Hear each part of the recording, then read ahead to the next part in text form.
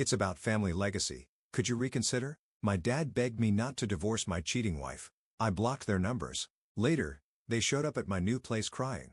I never thought I'd be sitting alone in an empty apartment at 28 staring at divorce papers. My wedding ring discarded in a drawer. 3 years of marriage erased by a single confession.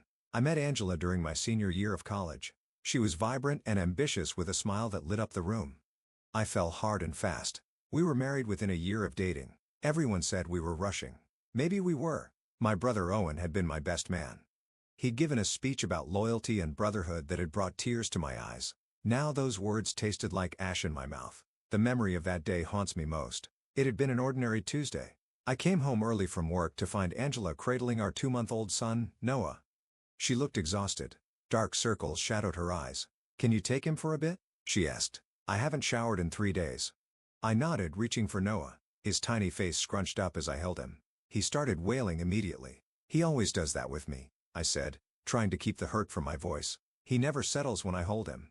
Something in Angela's face changed. A flicker of guilt. She took Noah back, quieting him instantly against her chest. "We need to talk," she whispered. Her voice trembled. My chest tightened. Those 4 words never preceded anything good. She sat on the edge of our bed, Noah nestled against her. I perched on the desk chair across from her. The distance between us suddenly felt enormous. "I don't know how to say this," she began, her eyes fixed on the floor. "Just say it." My voice sounded foreign to my own ears. "Noah isn't yours." The words hit me like a physical blow. My ears rang. The room tilted sideways. "What do you mean?" I asked, though I already knew. She finally looked up. Tears streamed down her face. "I've been seeing someone else. It's been going on for a while since right after we got married." My mind raced through possibilities. A coworker. A friend. I couldn't process what she was telling me. "Who?" The word scraped my throat raw. She closed her eyes. "Owen? My brother? My own brother." The floor seemed to drop out from beneath me. I gripped the chair to steady myself. "Owen," I repeated. "My brother Owen," she nodded, clutching Noah tighter. "My nephew, not my son." "It just happened," she continued. "We didn't mean for it to." I stood abruptly, cutting her off. Don't you dare say you didn't mean for it to happen. You've been sleeping with my brother for 3 years. That's not an accident." My vision blurred. I couldn't breathe, couldn't think. "I'm sorry," she whispered. "I tried to end it so many times, but then I got pregnant and you let me believe he was mine." The betrayal cut deeper than I thought possible. "You let me hold him, name him, love him." She was sobbing now. "I thought I could make it work. I thought maybe it didn't matter who his biological father was. You're his dad in every way that counts." A bitter laugh escaped me. "Except I'm not." "I never was." I grabbed my keys, my wallet. I needed to get out. "Get away. Where are you going?" Panic edged into her voice. "Anywhere but here." I drove aimlessly for hours. My phone buzzed continuously. Angela, Owen. I ignored them all. How had I not seen this? 3 years of deception. 3 years of lies right under my nose. The signs had been there. The unexplained absences. The secretive text messages. Owen showed up at our house when I wasn't expecting home. I'd been blind, willfully, stupidly blind.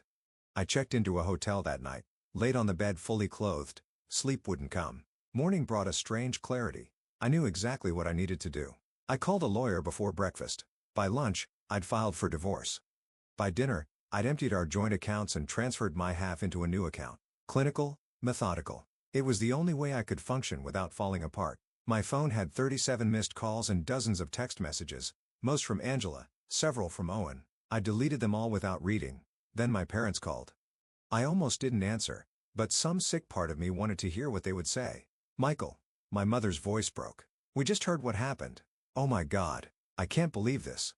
A wave of relief washed over me. They knew. They understood. "I'm so sorry," I whispered, my voice cracking for the first time. "Owen did what?" My father's voice boomed in the background. "Put me on speaker, Margaret." His voice came through clearer. "Son, where are you? We're coming to get you." The immediate support nearly broke me. After years of feeling like Owen was the favorite, their instant allegiance felt like a life raft in a stormy sea. "I'm at the Marriott downtown, room 542. We'll be there in 30 minutes. Have you eaten? Should we bring something?" I couldn't remember my last meal. "I'm not hungry." "We're bringing food anyway," my mother insisted. "And Michael, we're going to help you through this." What Owen and Angela did is unforgivable. When they arrived, my mother hugged me fiercely. My father's face was etched with anger. We sat around the small hotel table, takeout containers between us. Owen tried to call us, my father said, stabbing at his food. I didn't answer. I can't even look at him right now. He's dead to me, I stated flatly. My parents exchanged a glance but nodded. What's your plan? My father asked. I've filed for divorce. I'm done. They nodded again. We'll support whatever you decide, my mother said, reaching for my hand. For the first time in days, I felt less alone.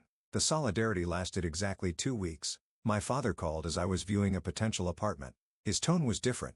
Hesitant. Michael, we need to talk about the situation. What situation? A pause with Angela and the legal proceedings. Something in his voice set off alarm bells. What about them? Your mother and I have been thinking maybe you should consider a different approach. My grip tightened on the phone. What kind of approach? A more measured one, perhaps some counseling before finalizing anything. I stepped outside the apartment away from the realtor's curious eyes. Are you suggesting I try to save my marriage after what they did? Not exactly, he hedged. But handling this quietly might be better for everyone. For everyone, I repeated. Or for you. A longer pause. There are considerations you might not be aware of. The alarm bells grew louder, such as the business is struggling. Michael. We're facing bankruptcy. I waited, sensing there was more. Angela's father was planning to invest. It would save everything we've built. Dozens of jobs, your mother's retirement, everything. The betrayal felt like a physical blow. So you want me to stay with a woman who cheated on me with my brother for money? It's not about money, he insisted. It's about family legacy. About not making hasty decisions in anger. This isn't anger. This is self-respect. Just meet with her once. That's all we're asking. Did you talk to her? My father's silence was damning. You did behind my back. Her father reached out to us, he admitted. He's willing to move forward with the investment if you two can reach some kind of arrangement. An arrangement? I echoed hollowly. You mean if I agree to raise my brother's child and pretend none of this happened? Michael, do you hear yourself? Do you have any idea what you're asking me to do? I'm asking you to think about more than just yourself. His voice rose. This affects all of us. Your mother hasn't slept in days. The bank is calling about the loans. We could lose everything. The realization hit me like a truck. You knew something was wrong. That's why you've been pushing this investment so hard. That's ridiculous. Did you know about Owen and Angela? Of course not. But the denial came too quickly, too forcefully. Maybe not specifically, I pressed. But you suspected something, and you ignored it because you needed her father's money. His silence was confirmation enough. So that's it, I said coldly. You're choosing your business over me. It's not that simple, Michael. It is that simple, and it tells me everything I need to know. I hung up, blocked their numbers too. That night, I did something they would call reckless, something Angela would call cruel. I drafted a single message, attached proof of the affair, text messages between Angela and Owen that I'd found months ago but had been too trusting to question. I sent it to everyone, family, friends, colleagues, Angela's father. The truth laid bare for all to see. Was it vindictive? Absolutely. Did they deserve it without question? The fallout was swift and brutal. Angela's father withdrew his investment offer immediately. My parents' business began its inevitable collapse. Owen was fired from his job when his boss, a family friend, learned of his betrayal. And me, I felt nothing. Just a cold, empty space where my heart used to be. 3 days later, I returned to our apartment to collect my things. Angela was waiting. Noah asleep in his crib nearby. She looked terrible. Good. You've ruined everything, she said. Her eyes were red-rimmed, her hair unwashed. My father won't speak to me. Everyone knows. You ruined everything, I corrected her. You and Owen. I just exposed the truth. Did you have to tell everyone? Did you have to destroy your parents' business too? I laughed bitterly. They chose their side. It wasn't mine.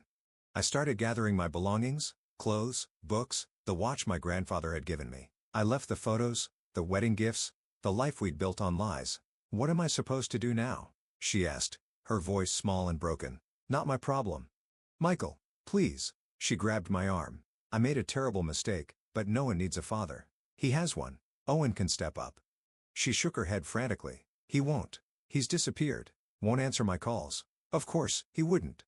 Owen had never taken responsibility for anything in his life. Again, not my problem. But your name is on the birth certificate, she whispered. Legally, you're his father. The manipulation was so transparent, it was almost laughable. She wasn't sorry for the betrayal. She was sorry she'd been caught. Sorry she was facing consequences. I'll have my lawyer handle that too. I pulled away from her grip. I want nothing to do with either of you. Her face hardened. You can't just walk away. I'll take you for everything you have. Child support, alimony. The courts will side with me. Try it. I shouldered my bag. Everyone knows the truth now, including the judges who will handle our case. The doorbell rang. My stomach dropped when I saw Owen through the peephole.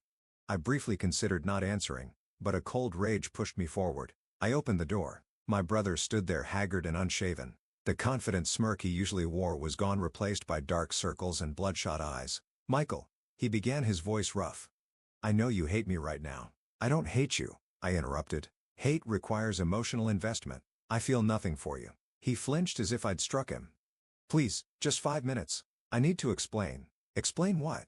"How you slept with my wife for 3 years? How you let me believe your child was mine?" "What exactly needs explaining?" "It wasn't supposed to happen like this," he said.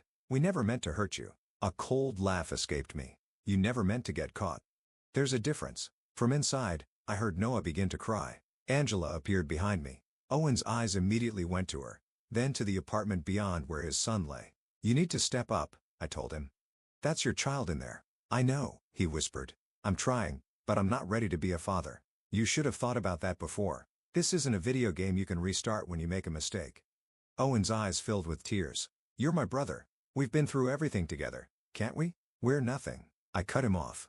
"We share DNA. That's it. As far as I'm concerned, you died the moment you touched my wife."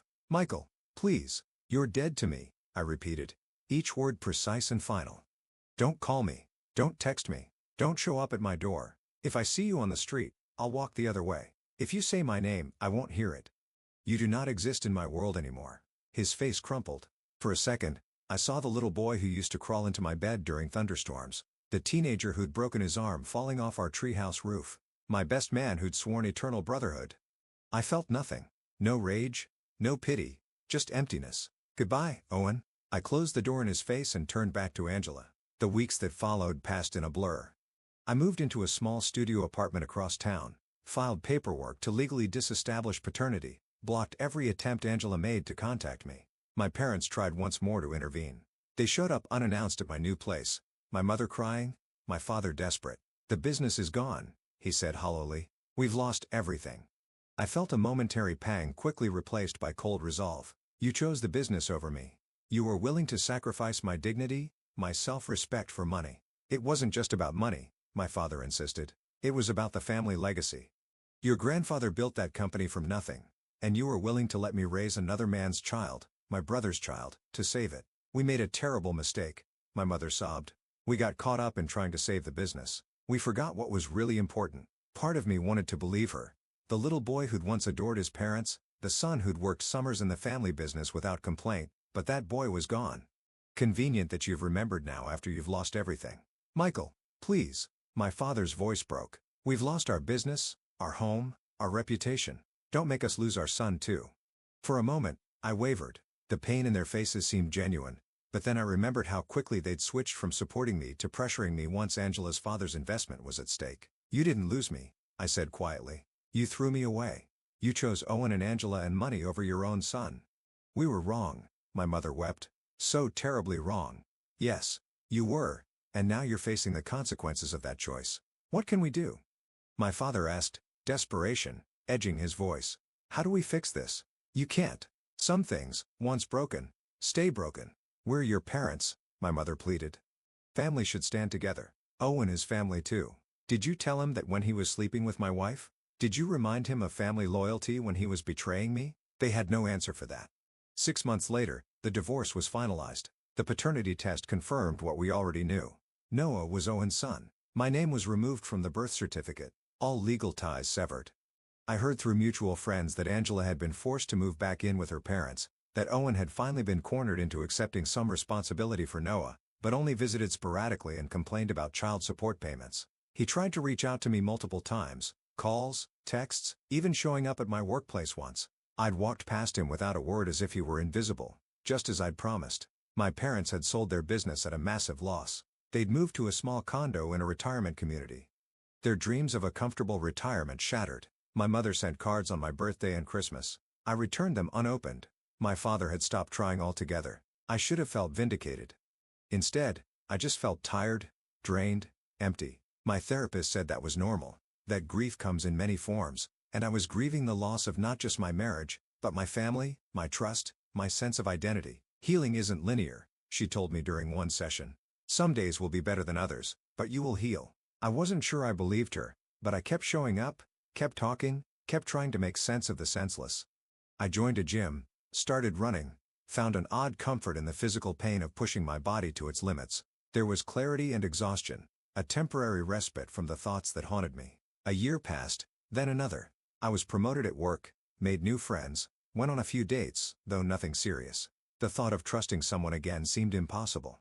I still had nightmares sometimes, dreams where I was holding Noah only to look down and see his face transform into Owen's, dreams where I was drowning while my family watched from shore making no move to help, but they came less frequently now. The sharp edges of betrayal had dulled to a persistent ache, something I could live with if not forget. 3 years to the day after Angela's confession, I ran into her at a grocery store. She looked older, tired. Noah, now a toddler, sat in her shopping cart playing with a toy car. She saw me first, froze in the middle of the aisle. I could have turned,